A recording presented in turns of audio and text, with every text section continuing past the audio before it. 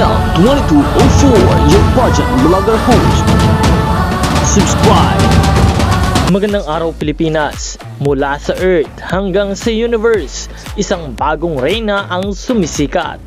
Opisyal nang itinalaga si Roxy Bayens bilang Miss Universe Philippines Baguio 2026 at talaga namang ramdam agad ang lakas ng kanyang presensya sa pageant scene.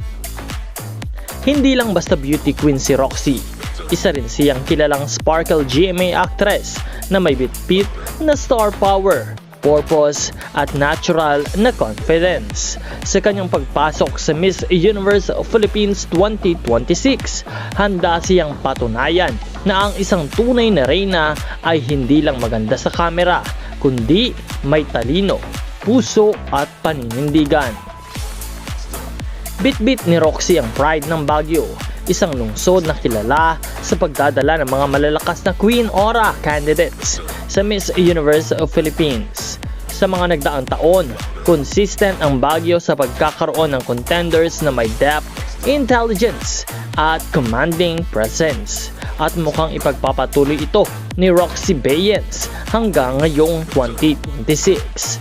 Sa kanyang elegance, communication skills at pagiging isang modern Filipina woman, malinaw na si Roxy ay isang force to be reckoned with. Mas lalong umiinit ang laban ngayong Miss Universe Philippines season dahil sa kanyang pagdating. Handa na ba ang kompetisyon? Dahil mukhang handa na ang universe.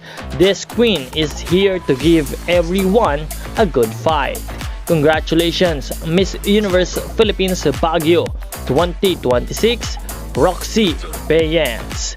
We wish you the best on your Miss Universe Philippines 2026 journey.